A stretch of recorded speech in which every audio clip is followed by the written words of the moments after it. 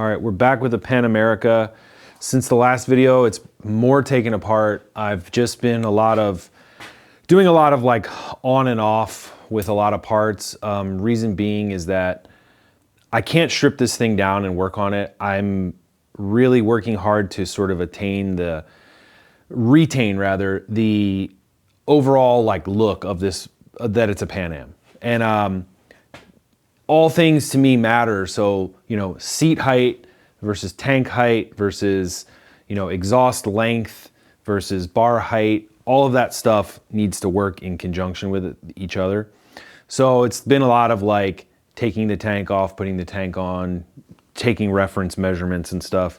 So right now for the exhaust, I'm gonna retain these stock head pipes. They're stainless steel. They have a different clamp setup up here that is sort of proprietary to this engine. So I don't have any of the flanges, so and these are pretty decent looking shape anyway. This little Y collector down here is gonna stay. The heat shield's gonna cover all this. I've removed the cat and the muffler section here. This is gonna come straight out. There'll be a mid pipe basically that runs up like this.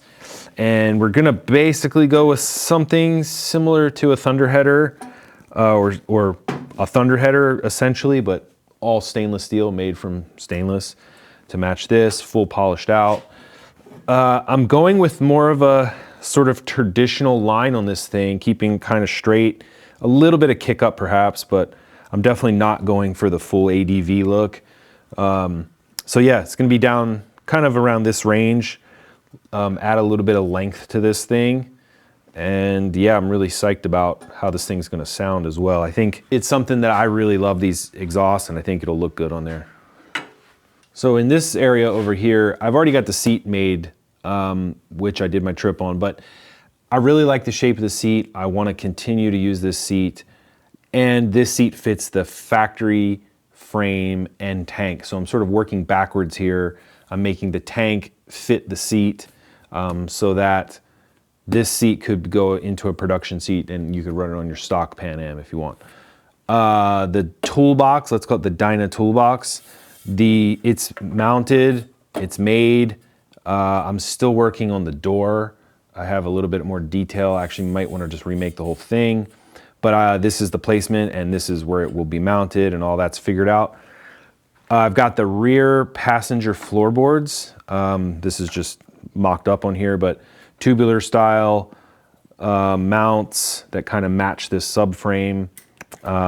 These cool little like shapely boards that actually are gonna match the bags and sort of the overall like smoother lines that I'm incorporating into this thing.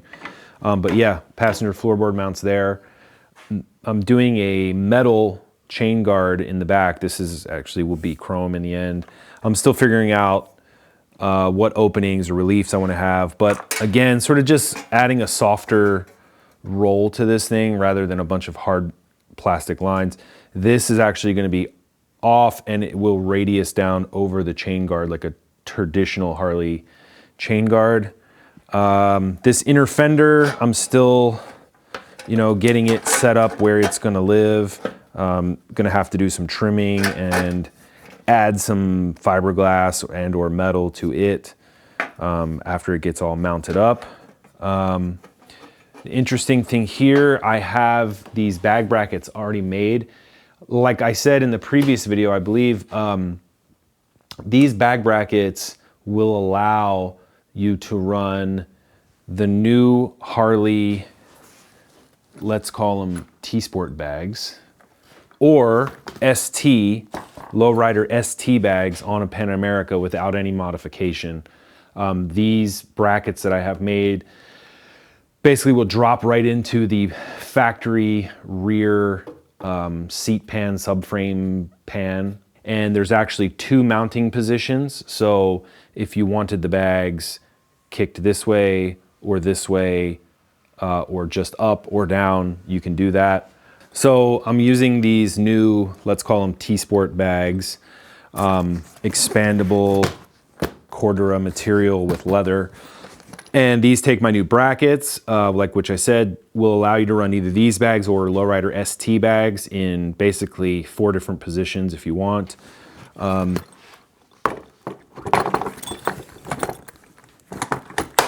These things are super cool.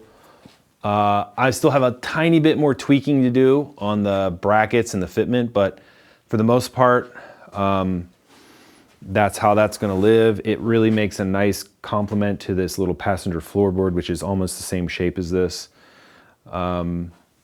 Nice kind of radius that the seat also sort of has in it. I'm really happy with these.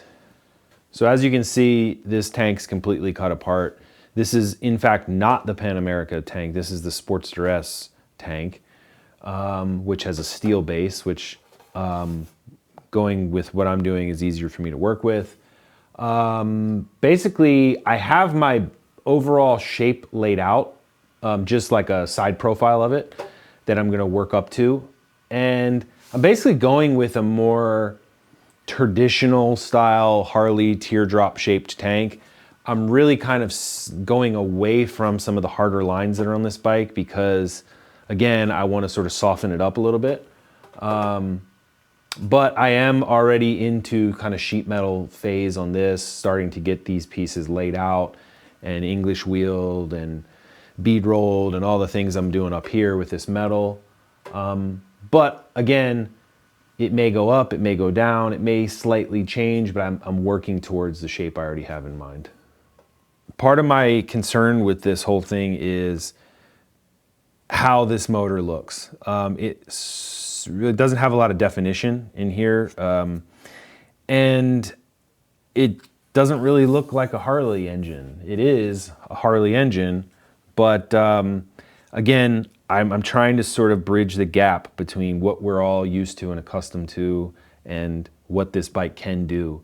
So just addressing sort of more of the visual stuff. The engineering to me is all there.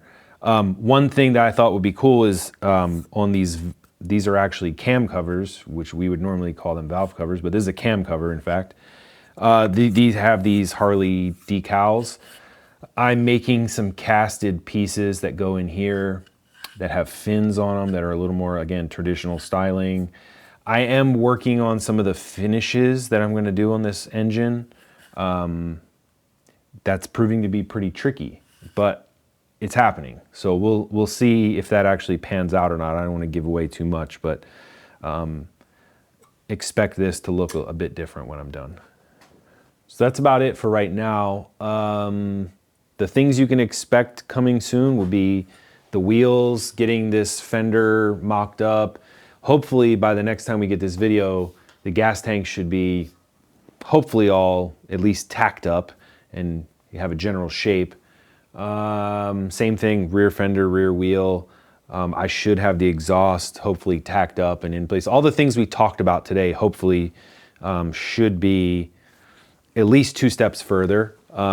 That in turn may open up a whole nother can of worms in terms of fairing to tank relationship and the side covers to it relationship. So once I have this important thing done, this also is important. This may have to get slightly modified to create the right look to complement the tank and the other stuff.